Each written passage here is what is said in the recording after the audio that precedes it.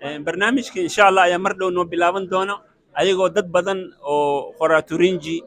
iyo dad kaloo soo akhriyey ay aad u falanqayn doonaan buugga insha allah bal nala kaalaya insha allahu tacaala aan daawano barnaamijkii oo hadda bilaabanaya baaraka allahu fiikum maasha allah si fiican ayaa loogu soo dhaweeyey magaalada london jaaliyadaha dhanaa yimid oo madaxdoodii meelo fogfog ayaa laga yimid magaalada leicester birmingham manchester rag iyo habeen ayaa yimid alxamdulilah farxad weynay noo tahay inaan maanta kusoo dhaweyno dr cabdinuur dr cabdinuur waa nin dhallinyarada aad u jecel oo aadna u soo dhaweey wax weyn waxbarashada kusoo kordhiyey marka farxaday noo tahay haddaan reer london nahay inaan kusoo dhaweyno magaalada london. بسم الله الرحمن الرحيم الحمد لله رب العالمين والصلاة والسلام على رسول الله صلى الله عليه وسلم رب اشرح لي صدري ويسر لي أمري واحلل عقدة من لساني وسلامتي والله السلام عليكم ورحمة الله وبركاته ما القرع كهذي جيت كلمة أستاذ ما سوا ورك وأنا ما بازي سوا ما شاء الله فرحت ما يتهي والله لمان inaad caawa kasoo qayb gashaan barnaamijkan oo aad soo ajiibtaan waqti winter ah oo qaboob ah inaad timaadaan habeen axada waqtigiina aad soo dhaaftaan sharaf bay ii tahay soo dhaweyntiina marxabeyntiina kasoo qaybgalkiina anigoo qof walba meeshan joogo ku salaamaya magaca iyo mansabka ku joogo runtii mahad ballaaran baan idin soo jeedinayaa khayr allah idin siiyo dad badan oo magacyadooda la sheegaa jira laakiin dad aan la sheegin baa jira oo وكمية جبرنتوري قبل كهيران يا هوري إن كورل عبد الكريم فارح القنية وسكنتي أكبر سنة عاون أنا إن يوالله بروفيسور هذا وحكى رجل سد حنينه كلاس ميتس كيها أو يود بيس يجوا يريرو يرى هو معرفتي إن أوروبا لكن هذا مدة أخين وحنطلع هين لفولة class of 1981 math physics حسن محمود حسن إن عدي استغل ياسين please stand up please stand up ما أيوة غيرها يقول بيصير بقى أبوي أورلاندو ميا ما كان حواه وحيرة اسمه دليل لكن أقول لك سنة هنا نعرفه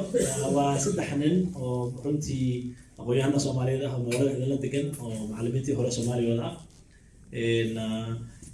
قال لي إن عادي from 1976 بس خلاص الحين مركا فرحت بيت أنا على خبرة فريستا الدراسية حسن إن بعد السلام هذا بوق ولا هذي إن باستور كادو مهتنية هي إن وزير كين هو روح برشلة ورنتي إن كلي يوصل شقي مع برشلة أرجي واحد كسر كسائي وكبدي هي يقبله وزير هذا كسر نقضي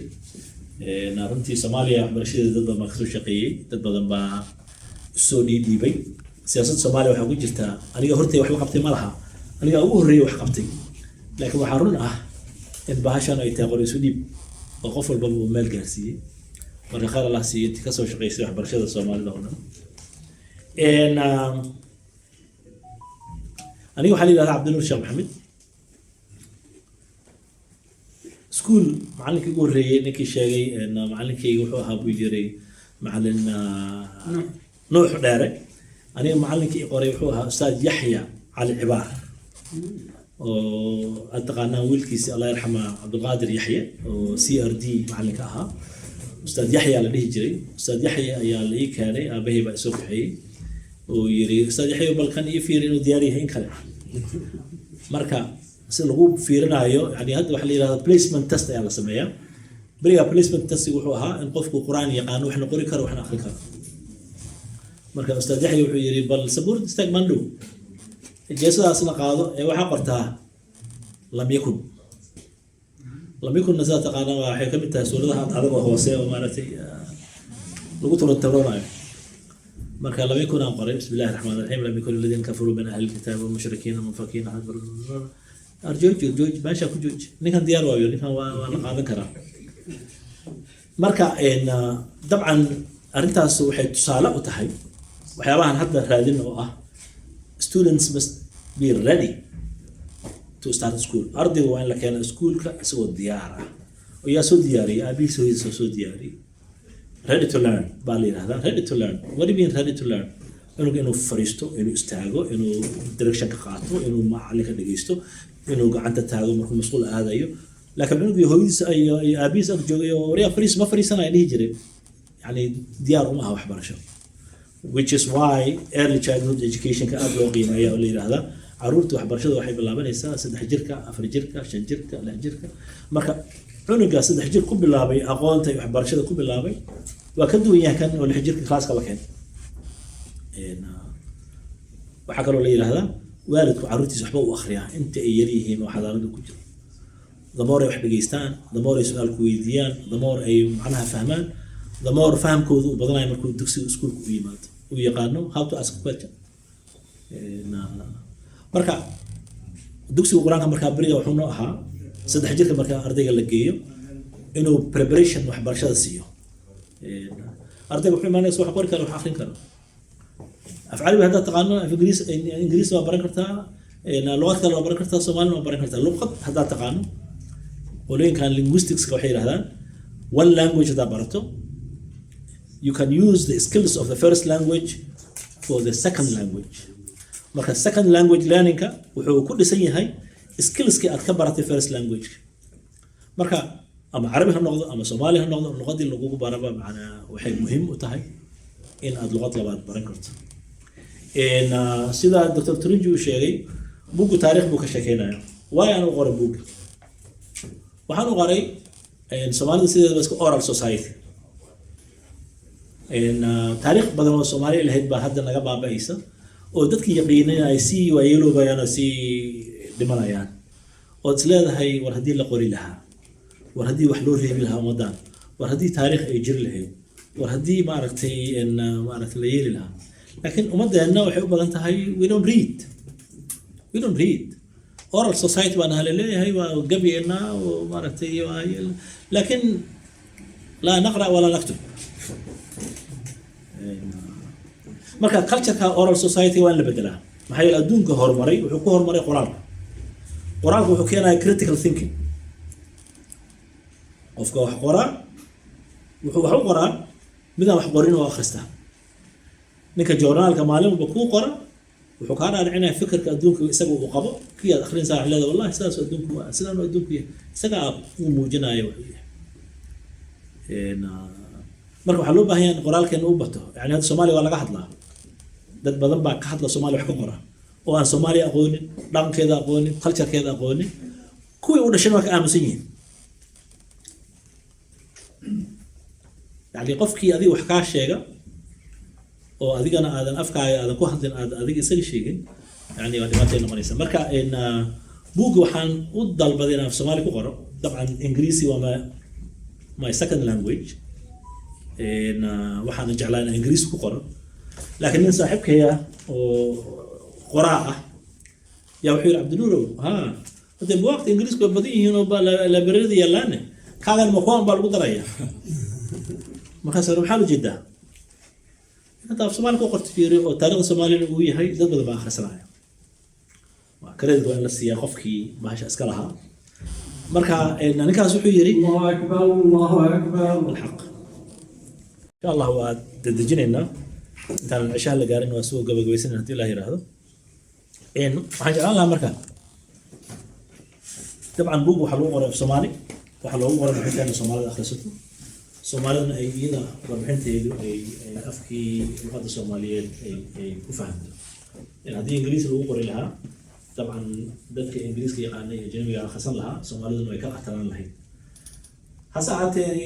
Soomaalida sideedaba wuxuu akhrisaa ama Ingiriisi ku qornaado ama Soomaali ku qornaado su-aasha isweydiinta le waa taa maxaa yeelay haddaan noqono society wax akhriya dan waa raadin lahayn buwaagta waan fiirin lahayn waana maaragtay aad baan uga faa'iidaysan lahayn waxaan rabaa saddex nuqdadood inaan taabto Somali society sidiisaba ma qiimeeya waxbarashada qiimo ma noogu fadhidaa waa su'aal u baahan in la isweydiiyo do we value education do we invest in it do we invest in the future of our children do we create maaragtay environment oo waxbarashada ay ku shaqayso طبعا markaad su-aasha ka jawaabto waxaad leedahay dabcan waa sax waa qiimeynaa maxaa yeelay burburkii dowladda kadib soomaalidii waalidkii dadkii bay ahaayeen dadkii iskuuladii wax asaasay qaar Allah siiyo jaamacadihii asaasay Nuwal University iyo jaamacado badan oo Soomaaliya asaasay waan taageernaa. لكن as a society do we value education؟ يعني ما أنها هي society قيمية وإن كانوا أقوياء صفت على هرمريو إن كانوا قبل أنه أقوياء أنه هرمرتم ما نرحنا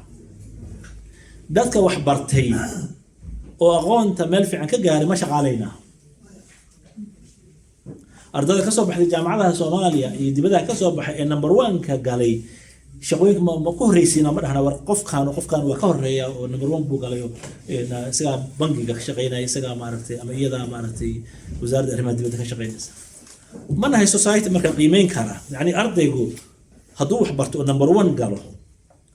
أو كان سي ماينس كهايستو أو أديركي وزارة الرماد دي بدك هايستو أو شغاه هلو كان إيجا هايستني وبناء شغال أنا تاعي هاي do we really say عبر شو قيمينا أو بنكية دي كشغية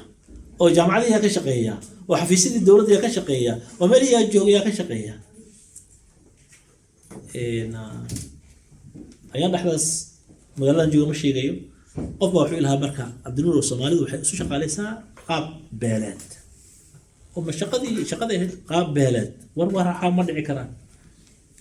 بترول ستيشن ما سو استلم بترول غاز ستيشن نين صومالي وبنزين كشوبة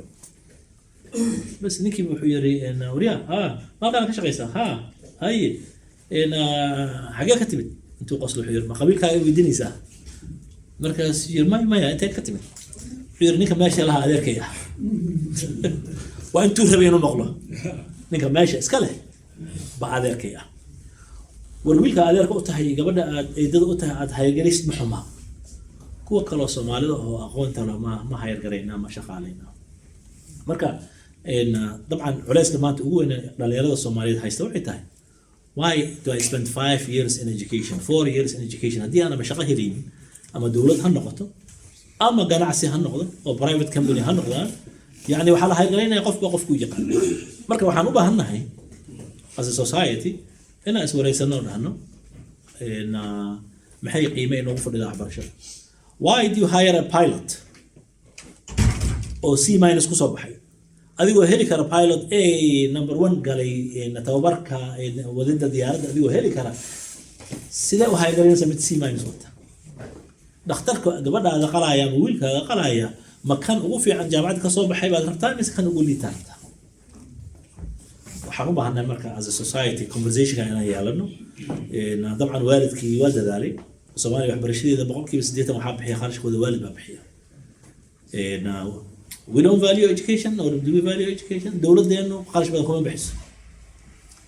dawladaha adduunka waxa la isku raacay in 5% of the GDP gross domestic product in lagu bixiyo waxbarashada we don't even have 2%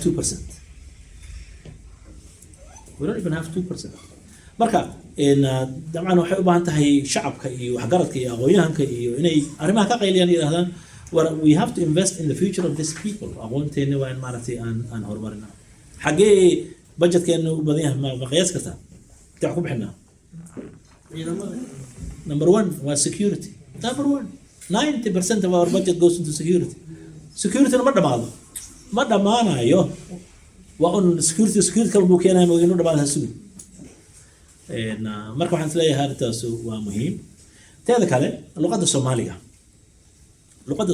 waxaad moodaysaa in maartay ay sii baabacayso jacaylka shacabka ay u qabaana inay sii yaraanayso waalidka ay leeyihiin carruurtayda haddii af Soomaali wax lagu baro xaguu shaqo ka helaya yani cunugan Ingiriis aqoonin ama wax aqoonin xagee la geenaya war cunugan luqadiisa hooyo aqoon xagee la geenaya luqadda Soomaaliga waa number 1 in qofku waxbarasho ku barto maxaa yeelay waa luqadda hooyo la yiraahdo adduunka oo dhan mother tongue is very important it's first language hadaadan marka adan luqadda Soomaaliya adan kobcinin dabcan af Soomaaliya lama kobcin dawlad la'aan baa heshay since 1990 yani hay'adii af Soomaaliya kobcin jirtay ma jirto luqaduhu way isbedelaan every year waxa soo gala ereyo cusub ereyo bixin cusub soo gala annaga waxaan taaganahay 1990 baa taaganahay taasna waxay muujinaysaa luqadii lafteeda inaan maaragtay aan walwal ka qabno برد إحداث حسوق السوق اللي في سواحل بالبرا يا أرض الصومالية إن اللغات الصومالية بالبدلها يعني we are a society of excitement وشغيان we like excitement لكن we are not proactive. اللغة الصومالية وهذه mother tongue أو أفك الصومالي واللغة منهج وحبرشة الصومالية عد سويدين يسمى أرضي مالبري كرا إن في غريسي ها تليان مالبري كرا ها سواحلي مالبري كرا ها أمحاري مالبري كرا ها so what the more the merrier so what marka East African community ka mid noqonay East African community waxay leedahay luqad ay ku heshiisay oo ah luqadda Sawaaxiliga Soomaali badan baa Kenya degan Soomaali badan baa Uganda degan Soomaali badan baa Tanzania degan yani in ganacsi aan la galno oo u tagno oo luqadooda wax ka naqaano wax ay leedahay malaha laakiin luqaddaas ma noqonaysaa national language maya ma noqonaysaa luqadda oo language of instruction of the country maya waa koorso laga bixiyo jaamacadda oo ardaydu ay qaataan ardaygu uu qaadan karo oo baartay qofku optional u ah oo keeni karta hadduu shaqo u doonto Kenya Tanzania Uganda Rwanda wadamada dariska oo shaqo u doonto inuu shaqo heli karo laakiin haddii la rabo Soomaaliya in la kobciyo Soomaaliya waxa lagu hadlaa Djibouti waxa lagu hadlaa Kenya waxa lagu hadlaa Ethiopia waxa lagu hadlaa Soomaaliya hatta la kobciyo Soomaaliya sameeyo hay'ado kobciyo oo yiraahdo luqadda East Africa looga hadla ugu badan waa af Soomaaliga in hay'ad baan u dhisanay dhaqaalaan gelinaa in luqadeena hal aqoonsi dadnimadeena aan la nimaado laakiin waxba ma sameynaayo tayada ma dhaqaajinaayo tu kalena ma ogoli hada ma yashtaغل adduunku saa uma shaqeeyo marka waxaan isleeyahay luqadda Soomaaliga waxay u baahan tahay dad kobciya dad u dadaala dad u soo jeeda dadka bara waalidiinta laftooda laga dhaadhiciyo haddii ay ka tahay aqoon dari adduunku Sweden hadaa tagto iyo North maartay Europe hadaa tagto luqadda Swedishka lagu bartaa luqadda Ingiriiska waa la bartaa luqadda Norwegian la bartaa Ingiriisna waa la bartaa Romanian la bartaa Ingiriisna waa la bartaa maxaa keenay marka in luqadaada aad diido oo tiraahdo in waxaan baranayaa Ingiriis baan baranayaa cunug Suudaaniyan ku arkay in Kenya oo Suudaan ah البيت الصغير مركز أنت سوداني yes I am from Sudan مركز تحكي عربي لا أنا ما أحكي عربي I don't speak عربي إنجليزي يقول هذا ليش my father and mother decided that I only speak English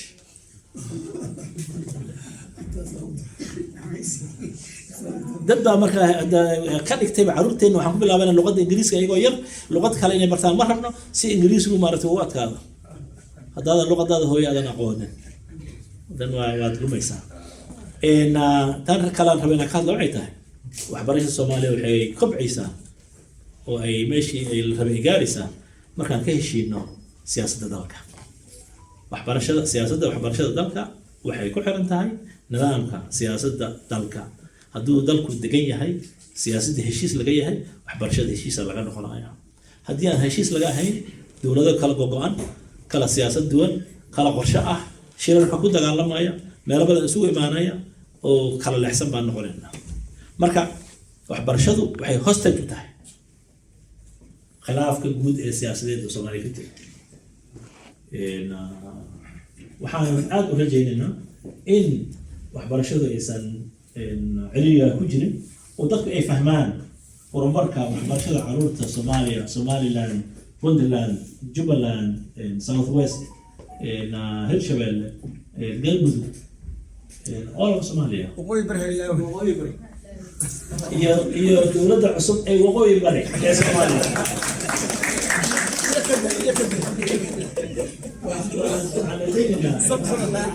inay ku heshiiyaan in mustaqbalka carruurtu isku xiran yahay oo carruurta laga qaado isbaarooyinka waxbarashada ee horyaalla oo shahaadooyinkooda la mideeyo oo manhajkooda la mideeyo oo nidaam dawladeed aan ku soconno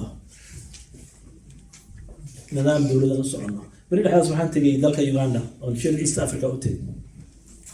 madaxweyne Museveni oo caan ka dhigtay Soomaaliya inuu ma aragtay arrimaheeda oo aad u yaabo ayaa wuxuu yiri Soomaaliya wali qabiil bay u qaybsan tahay wali ma aragtay qabiil baa ka shaqeeya kan annaga haddaan nahay Uganda waa faanay in anigi ma aragtay dad iska dhaxbix baa leeyahay wuxuu yiri annaga haddaan Uganda nahay we are made up of shakhsi family village community region and state If there's a state, we will all survive. If there is no state, we will all die. Soomaalidu, on the other hand, hey, state kama rabto. waxay rabaan xaafadda inay noolaato guriga inuu noolaado ayuu noolaado ma shaqaynayo marka state-ku waa muhiim waa dalad dalka oo dhan yani dadka ay u baahan yihiin oo shakhsiga iyo community-ga iyo xaafadda iyo deriska ay ku wada noolaan karaan haddii state-ka la waayo shacabna lama hayo walaalayaal Ustaad Turunji wuxuu ka hadlay ajaanibtii waddanka imaan jirtay raadinayay in maaragtay ay fara ku yeeshaan waxbarashada Soomaaliya ilaa ay maanta jiraan to this day maskaxda caruurta Soomaaliyeed tartan baa loogu wada jiraa haddaynan jirin isbaaro meesha taallo oo baaraysa waxa maskaxdooda gelayso caruurtaasi cid kale maaragtay gacantooda gelaysaa qolooyinkan uu sheegay oo Mennonite-ka oo dadka ugu horreeyay Soomaaliya yimid ahaa dabcan ingiriisi bay rabeen dadka inay baraan iyo waxbarasho iskuul ay sameynayeen caafimaadna way sameeyeen oo isbitaallo ah laakiin hay'adaha diiniga ka socdeen هذا الديني أي كسعودين سومالي ما بحنيت scholarship يربين وحبرشة يربين ولو يربين لكن أرمان كانوا وين يربين لكن مدحين هذا عدي دك درامي بو حاولين كنيسة هنا ولو البانيك قبل مرات أو سعتان طبعا الشغل غالي قلنا وإيست أفريقيا ما لما بيقول هاي السودان انتريال ميشن باجرتي كور أيها كور جرتي من هناك جري قريب بدأ باجري مركو حيري وحبرشة على ودان إيو خسارة كلام هوست كودتان كيبا فائدة نوع وانا هن نبغى مركز جسدي لغة في سوماليا اللغة قرأ في عربية إيو اللغة قرأ اللاتينكا يعني وامد سوماليا كبحثنا قال دي وحكوت قال لما إسلام حكوت قال لما قالوا وحربين إن لاتين لغة قرأ مصر إيو ودم الإسلام قرأ وحربين إن في عربي لغة قرأ علماء الدين بسوماليا وحرعين مصر إيو وحرعين مرتي يقولون كراها في سوماليا أفتح لغة قرأ قالوا waxay leeyahay practical maaha computer iska iyo computer majineed typewriter ki waxay ku qorayeen laatiin bay ku qorayeen laatiin kaasi ku sameystay waxa noocaas kala laakiin arintu ay heated debate ay noqotay remember Pakistan waxa kamid ahayd wadamada luqadda carabiga qaadatay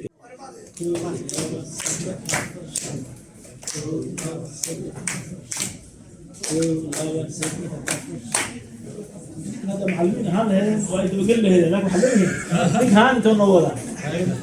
لكن ما كنت شاهد بكري عند الرسول عليه قلنا محمد انا صرت لكن everyone must contribute سير رب كله هذا ضد قال كيز مركب يا رب ما ربنا قاته بسم الله الرحمن الرحيم صلاة الله أكبر الله سبحانه وتعالى باركتي إن كل دنيا آخر سكوت الله عن الذي الدون قاعدة بدح آخر قاعدة بدح محمد الدون قاعدة بدح آخر قاعدة بدح إن شاء الله إن وحن مريني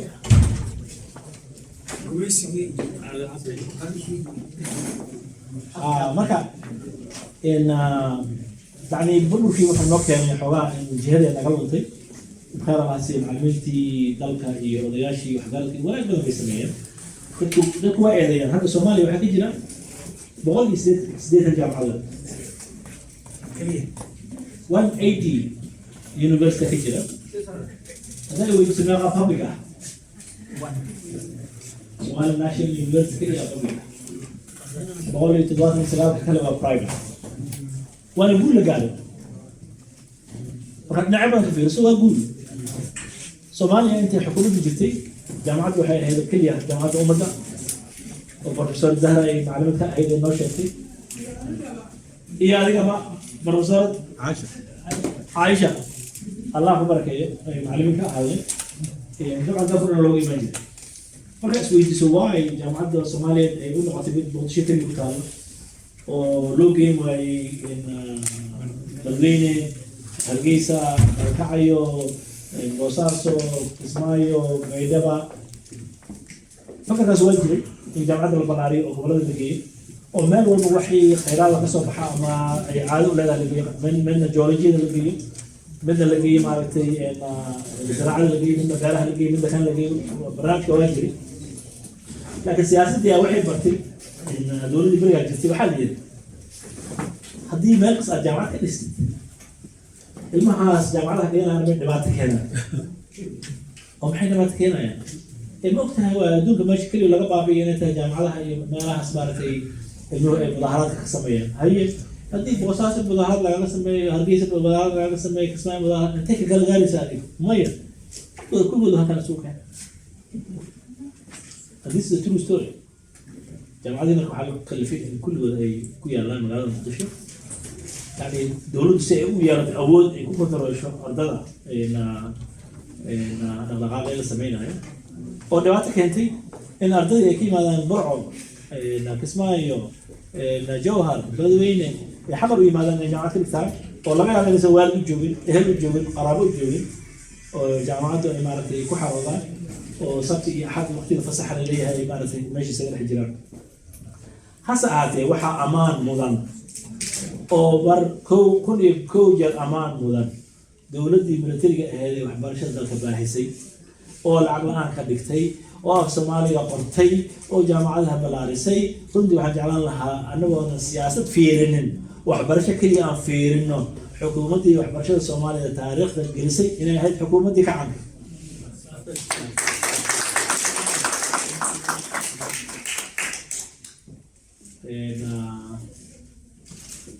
waxbarashadaasi waxay keentay in dad badan ay luqadooda wax ku akhristaan literacy rate-ka Soomaaliya intaan Soomaali la qorin wuxuu ahaa 5%. markii Soomaali la qoray oo miyay magaalo la geeyeen wuxuu u go'day ilaa 65 boqolkiiba. joornaal xigta October Soomaaliya ba akhrisan jirtay. alxamdulillah guul baa la gaaray. hase ahaatee guushaas oo dhameystir badan ma helin. luqadda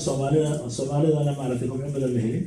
حدثنا خطر بوجودها اللغة الصومالية خطر بوجودها هدانا لهلي دولة هي الشعب هو استراجع اللغة داس نورش يدا يكون أنت يدلال كذا إنجليزكو وأنا برتو تراني وازري عربي وكالتر الصومالي وكمية عربي is not a foreign language ما لكن language صح في الصومالية هو الصومالي language language الدين تا يبرشوا معرفة الدين تا إسلامك يقرانك والlanguage عربي هذا language سبحان الله قرأ foreign language الله قرأتين قرأ مرة عن سلاية هاي قريمة سبحان الله بهاي النيمة رنتي تذكينا الدياسبرا هذه لفتينا أرضينا هذا حاجة أنا اليوم سؤال الله بنا يسأل معرفتي بذاك إيمان في سوالف يعني سن كهذا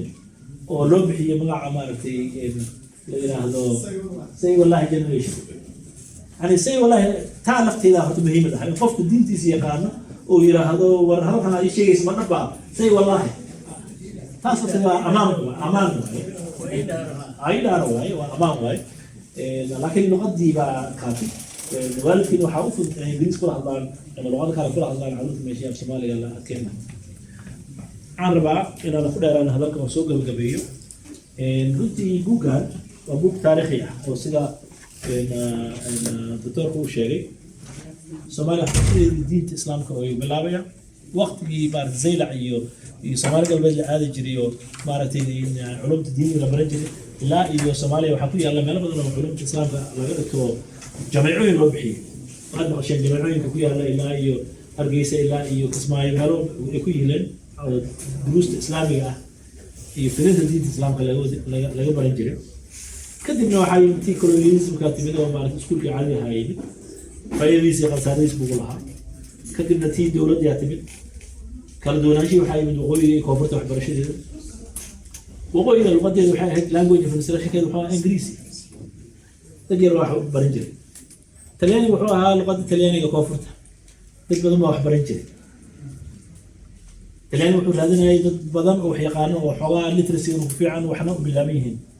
إنجليز بحول هذين هاي أو قوبان وأقول فيعا لهم أردتي إن ذلك مال فيعا كجار ما كان يعرف ما كان في سوحة سلا هاي مثل ما هي فيعا ليس تملك هواي ما فيعا سواء شو صديق كوت هلا لكن لبضر بحكي الله عن قبل ما نجوا كل دول أرضي كبح هذه الوغوية وحبرش حول هذه السودان إنجليز وهذه جرين وكوفرت كبح إنه هذه جرين مصر إيطالياني قبل كاسي هذه جرين مساعدة غير بما كسر قاعدة حبرش الصومالي ودكسي جماعة عبد الناصر رابطة الإسلام كا لا دجالن كان لغة إن الدين كأهل لا دجالن يعني مساعدة سكوت من إلى في عنا دين الحمد طبعا إنك يدين تلا لكن سهروا الشيء ودم بدل الإسلام هجرة وإلى هذا استعماله الألفبيت العربية. الألفبيت العربية دي الاستعمال لها مالته فإذا الحين هنيت برشة العربي ويفضل هنيت صح؟ يعني هدي في الصومالي لو قرايو محمد لو قرايو ما داء لو قرايو انت ان الف النون تاء ياء قريسد يعني waxay noqon lahayd xawaamin carabi oo ku dhaweysay ma طبعا hadana waxa u dhownahay dhinaca laatiinka u dhownahay luqadu marka ma lahayn diin iyo wax ku jira ma lahayn sida uu professor ku sheegay laakiin culimadii waxay u arkeen maadaama Mareykanka oo ahaa dowladii ugu culus badneed oo mushkiladiisa Italiyaaniga inay raadinayeen inay culturalkii maaragtay wastiga ee dalka ku haya culimadii u bixiyeen laatiin wala diin خلافات كثير من ذلك قال كي يكون انت طبعا لو انت ما هي واحد هذول واحد وباهن حوار وهذا وما عرفت وباهن هاي بس الحمد لله رب العالمين الصومالي تدور بيسوم مرتي وحبرشيد والله صوت والله صوت العالمي علماء الدين في الصوماليه طيب وين بكسو قاتليني بالباديان وحبرشيد ذلك ابسولوت هاي ذاك اوري والدفاع دين الاسلام انه حبرشيد الصوماليه قيبت وين قاتي علماء الدين كهاي إلى إن مالك المانتا دولتها حكومتها أما دولة قبلتها نقطة أما دولة ماركتي فدرالها نقطة وعلى وفر ريادات أجانب تو برشة كين هاي إني باران إلى هذا محاوس عطان تكين محبر إنسان وجديد من حيث نتصل المنهج كيمي معلمين من الله قالت قاعدة سنة سنتي بدأت كين إنسان واي وربتها سكول الناس ما لا ورست عروض من كي كسب حن ماشي محين غنايا مع عروض تركي بين غنايا مع عروض إماراتي غنايا مع عروض إنجليزي غنايا مع عروض جرماني غنايا مس عروض صومالي هو خل علم الصومالية الدولة من الصومالية يقارن من الصومالية إلى غنايا وين لو يديا نصيب درب أيوش أنا إيه كار نصيب ولا دستور كصومالي ما أنتوا حقوق دولة الصومالية هي دوكسية مالتي بابليكا إن دين ولا قدي كرا هسا هاتين لو ما قصبي كرو سكول هذا برايفت أجنبي وطن إلى الدين بيان سيكسو شيء دستور كا I have no idea دولة الصومالية دولة دي محمد سيد بهروي كل ده الرئيس منها مشيكا عربي يو الدين بيان معلم عربي الدين نقية عروض وين لبرا رقم كودي الدين تدور وين لبرا وحتى وحنا نقدر في الصومالي برا أو بعرف هي يعني سيك لو إلى الكالتشر كي رقم كأرضي لو إلى هذه اللي هذا هي دي أجنبي واحد سكول كدين لقى بدي جاي اللغة دين لقى بدي جاي وحرسين الدقة و دستور بهذا يكون قريبين أو بهن ندق وقتان بقول قريب هاي وقتها كدورتان مركب وما راح لقى سوق لي كنواي إن دستور كي هذا هي أداها أجنبية لو ما خص بكارين الدين ديان أنا وحده لها ولو خص بيا إن الدين ديان محايا الأرض يحبراين وأرض الصومالية أرض يحبراين وأرض المسلمة لأن دولة المسؤولية ذو حيتها مسكح الأرض يفكر كيس مستقبل كيس إنه مسؤول كنوت مرة حنسلايا هي إن صوماليا دامنا هاي أنا نوفي جينا أنا وحيابها قاكود وأنا معرفي إن كم مشغولين وحيابها إن مهمة نوعين دولة نما هذه الحالة تلقوا إلى شكرنا دولة نما هذه الوعينا قبل مجرو دكما مجرو حافظ مجرو قبيل مجرو غير مجرو هذا الكي وحن لا هي مسلم يوركي سوا ورنتيسا دولة أيام الدولة دولة أنا على شأنها بل أنا واحد صوبتي معارض كحكومة يدولة نما الناس كاي قصد دولة نما أنا على شأنها حكومة الدولة نما أنا كاسرنا حكومة وفاة دين كرنا وحواكو إيدن كرنا لكن قرن كصومالية يدولة نما كيسا يمسير كيسا وأنا أول الدفاع عنها أنا ورنا أول إرادة برشيد وكب حي أرمي كلام قلي هذا وأتنتهي كسوهم قل كينا إن شاء الله موجه الآخرية وحي سؤاله وحي تلوينه وحجيب له لما نتي قبل على صوب حد أنت بروفيسور كهذا هو مهدينا أيام إنه إلى إنجليز أبغى قرأ أنا وحنا هذا أكيد عليه حواب قال هذا محمد شاف قرأ oo Soomaalida hawar wareystaan hadduu se volunteer yahay waa soo dhaweynayaa waa nin saaxiibkaya oo aad u qadarin professor Tarax waa loo baahan yahay buugaas waxaa kaloo muhiim ah inaan yeelano culture in wax la qoraa waxaa qori kartaa iskuulkii hoose iyo dugsiga sare ka soo baxday iyo taariikhdaada adiga qori kartaa waxaa qori kartaa qof macallin ka ah xaafadda aad ka timid oo caan ah oo la yaqaano مثلا هذا نحن أودينا كشكينا الله يرحمه أستاذ يحيى تاريخه ليه أستاذ يحيى سومالي بدو بحصوبري يعني هدي أبتدي زمان تأيي هذا أستاذ يحيى وحقوري إنه بوبك صبح كرو يحيى على عبار لي هذا وعبر شيء دي سي وقاب سومالي معلميتي هرو هاي ودوسيد وصولي حصل بإيمان لي بوكس تاريخه نقولها سومالي دمنا أخرسته مركا أنا نقولنا كلتشر وحقورة يعني نقولنا كلتشر وحبريستا وحان سويدينا يا مرب سويديا قفك سومالي مركا تكست وقرته أنا عد بدوبه عد عن دوبنا قف هاي يري هنفلها حباب براح لكن واحد يوصل جوا عد دوبنا اللي يوصل جوا إن مارتي الوايمان إنه وسوس عنا دري لهم كسوج إنه وقوي ما عندنا واحد يقول قرنا وايمان إنه وسوس عنا وايمان إنه لقول لها فرت وحب برن لهي ما نحن وحب برن لها أريد سيد مسوتوسي qofkii maanta aad tiraahdo essay qor hal paragraph oo noloshaada ku saabsan culays bay ku tahay qalinkood ma istoosin karo labadan ma istoosin karo maanta haddaad qorto hal paragraph beri aad qorto hal page saadima aad qorto 2 page saakuna aad qorto 4 page war waxaan waaba qoraalku wuxuu ku noqonayaa wax fudud maskaxdaadana way furfurmaysaa marka carruurta aan kula dadaalno in mikrofoonka iyo codka maaragtay aan ka yarayno oo aan niraahdo war qor maxaa yeelay ereyada qorto markaad akhriso adiga dadka qaarkii ma akhriyaan waxaa ku imaana qoraalka isagoo xataa kala duwan you edit your work fiir intaadan darin adiga haddaa fahamto qof kale ma fahmi karaa haddaa adiga fahmi weyso qof kale ma fahmi marka waa inaan ku dadaalnaa inaan isbarno cultureka qoraalka oral society ahaan jirnay 100 years ago we are no longer oral society we are a part of the reading society dadka horumaraan ka mid nahay wixii hore aan gadaalna loo celin aan wax akhrino aan wax baranno aan wax wada qaybsano hada billahi tawfiiq assalaamu calaykum waraxmatullahi الرحمن الرحيم هدنا waxaan joognaa gabagabadii barnaamijkii gunaanadkiisii waa noo soo gabagaboobay dadkii buugga uu saxiixaya Dr. Cabdinuur alxamdulillah dad badan ka soo qayb galay oo hay'adaha waxbarashada ka socdo oo macallimiintii hore ahaa jaamacadda iyo dad badan ayaa ka soo qayb galay oo labeentii dalka ah